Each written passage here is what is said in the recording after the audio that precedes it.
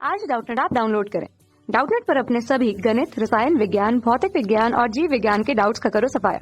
बस प्रश्न की फोटो खींचो, एक ही प्रश्न को क्रॉप करो और तुरंत वीडियो सोल्यूशन पाओ। अभी डाउनलोड करें। क्वेश्चन हमारे पास है कि यदि फोटोन तथा इलेक्ट्रॉन के तरंगदैर्ध्य समान है तो इलेक्ट्रॉन की कुल ऊर्जा तथा फोटोन की कुल ऊर्जा का अनुपात होगा। अनुपात कितना होगा ये पूछा जा रहा है। ऑप्शन पहला हमारे पास है इलेक्ट्रॉन का वेग बटे प्रकाश का वेग, दूसरा प्रकाश की चाल बटे इलेक्ट्रॉन की चाल, तीसरा प्रकाश की चाल बटे इलेक्ट्रॉन का वेग और इलेक्ट्रॉन की चाल बटे प्रकाश की चाल का मान।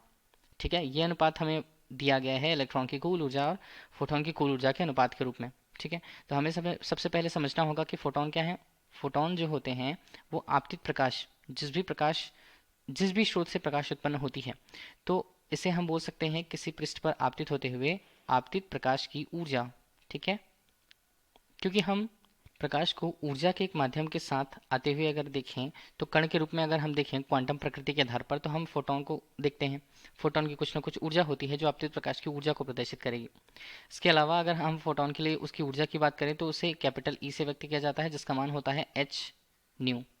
एच प्लांक नियतांक को बताएगा जिसका मान नियत होगा और न्यू आपतित प्रकाश के लिए उसकी आवृत्ति को बताएगा। उसके संगत जो कुल ऊर्जा होगी उसे हम बोलते हैं फोटोन की ऊर्जा। ठीक, इसे ही हम दूसरे तरीके से लिखना चाहें, जैसे आवृत्ति के टर्म्स में अगर हमने लिखा और इसे अब लिखना चाहते हैं हम तरंगदैर्ध्य के संदर्भ या संगत पर, तो ये होता है सी बटे लैम्डा के रूप में। सी हमें प्रकाश की चाल को बताएगा।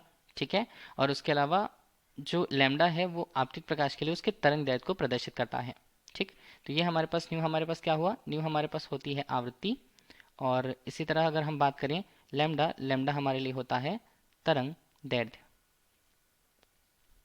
इस बीच तरंगदैर्ध्य के संगत पे हमें ये कहा जा रहा है कि तरंगदैर्ध्य फोटोन और इलेक्ट्रॉन के लिए समान है, तो इलेक्ट्रॉन की कुल ऊर्जा और फोटोन की कुल ऊर्जा का अनुपात हमें देखना है। इस तरह अगर h का मान देखिए नियत होता है h, और लैम्डा का मान अगर हम जानते हैं कि वो नियत है, ठीक, नियत है, तब हम ऊर्जा के परिमाण के रूप में लिख पाते हैं कि E यहाँ पर वेग के, ध्यान दीजिएगा ये वेग है, वेग के समानुपाती होता है।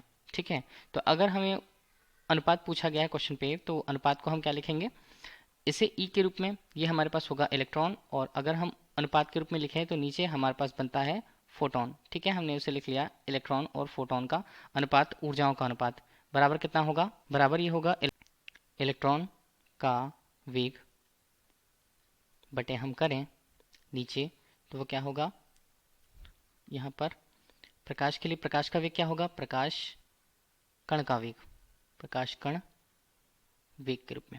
ठीक, तो हमारे पास जो ऊर्जा का परिमाण है किसके लिए, इलेक्ट्रॉन की ऊर्जा और फोटोन की ऊर्जा का जो अनुपात है वो इलेक्ट्रॉन के वेग और प्रकाश कण के वेग के अनुपात के बराबर है। ठीक है, तो हम देखिए कि इलेक्ट्रॉन का वेग हमें कहाँ मिल रहा है, इलेक्ट्रॉन का वेग ध्यान दीजिएगा हमें मिल रहा है विकल्प ए पर, बाकी सारी जगह पर चाल की बात की गई है।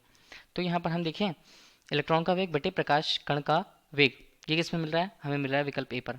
तो विकल्प ए हमारे लिए क्वेश्चन का राइट आंसर होगा। Thank you. कक्षा 6 से 12वीं से लेकर नीट, IIT, JEE वो एडवांस के लेवल तक 1 करोड़ से ज्यादा छात्रों का भरोसा। आज ही डाउनलोड करें डाउटनेट ऐप या व्हाट्सएप करें अपने सारे डाउट्स 8400 400 400 पर।